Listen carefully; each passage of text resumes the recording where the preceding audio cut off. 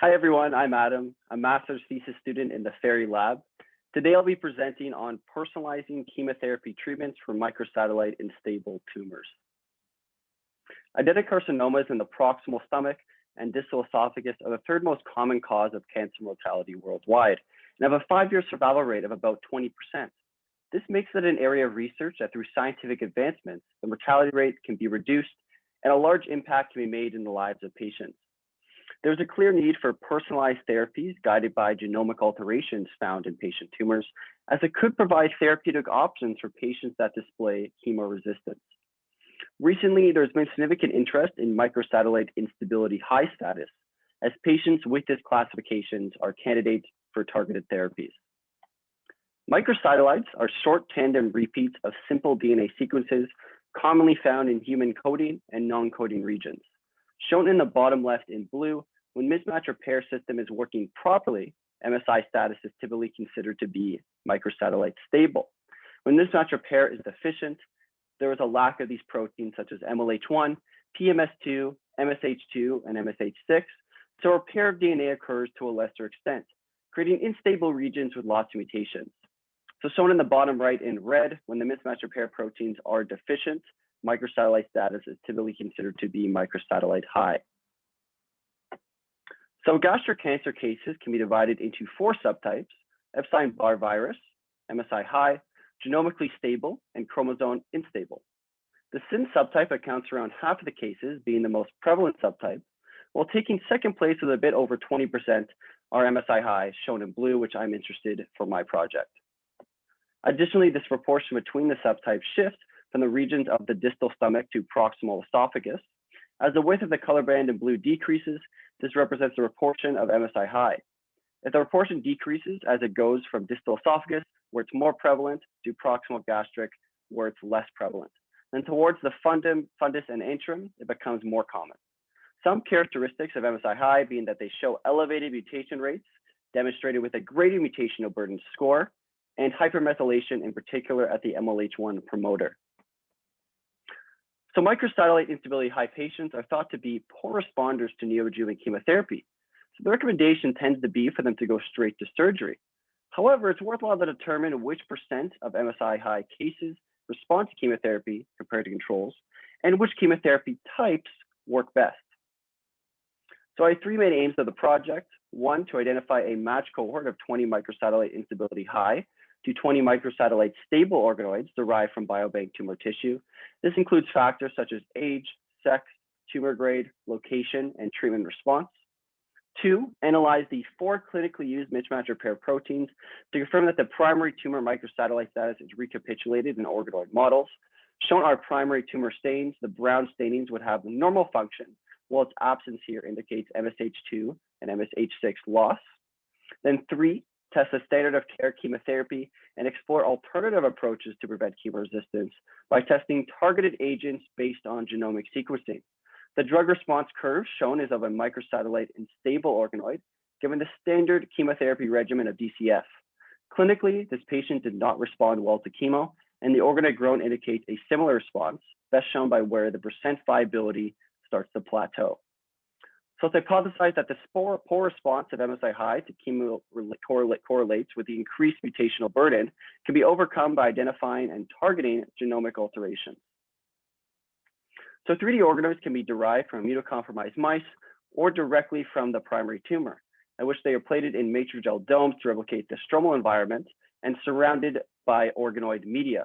They grow for around 14 days in a 37-degree, 3% O2 incubator, at which point they can be imaged or enzymatically disrupted for cell count and viability.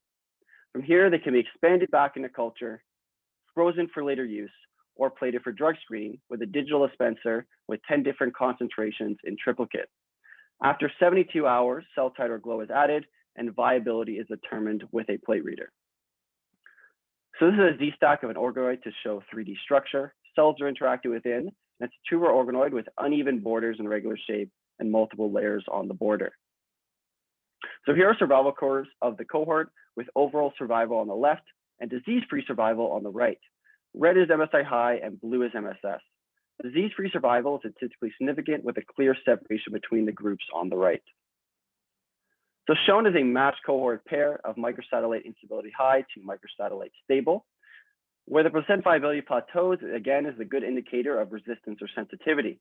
Above 25% and closer to 40% is more indicative of resistance, while at below or at 25% is more indicative of sensitivity. This pair is well matched as the neoadjuvant plot response of poor, grade of 3, and pathological stage of T4 and 3 are all comparable between this MSI-High and MSS case. So MSI-High is compared to an MSS with bright field images when treated with the standard of care DCF chemotherapy compared to controls. So looking at the right side, the DMSO has a large circular shape, typical of a healthy and mature organoid, in comparison to the DCF treated organoid, which looks shrunk in size, with cells exploding out the top and bottom. So this is a 72-hour time lapse after treated with DCF chemotherapy. You can see the organoid shrinking and the cells exploding out over time. So this is for 4 different lines and 16 different drug compounds were tested. They can be separated into standard of care regimen, standard of care singly, and alternative treatments. You can notice that docetaxel given singly has a very low IC50, evident of sensitivity, and the regimen treatments with docetaxel of DCF and DOF also have a low IC50, likely due to the docetaxel. So for the standard of care regimen, each line represents the average of 4 replicates for 4 different organoid lines, 2 being MSI-High in red and 2 being MSS in blue. Again, where the percent viability starts to plateau is an indication of resistance or sensitivity. Here, the MSI-High looks to be plateauing a bit higher, indicative of more resistance compared to MSS. But it's hard to make strong conclusion with just these 4 lines. Ideally, with 10 or 20 lines, it would be more evident.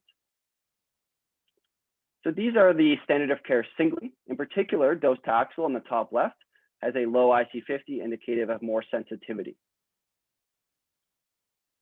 Then for some alternative treatments, luminescib, which is an HSP90 inhibitor, seems to reliably kill the cells with a very low percent viability in IC50. And then trametinib and gefitinib are also promising with low percent viabilities on the bottom. And then on the bottom left, gedalosib, which has, again, a low percent viability and indirectly might cover the targeted ARID1A mutation, which is a frequent mutation in MSI-High cases, is also promising.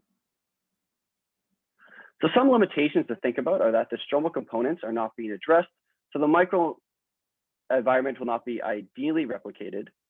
Matrigel replicates the epithelial component, but it will not include a co-culture of immune cells and fibroblasts, which would help replicate the entire microenvironment.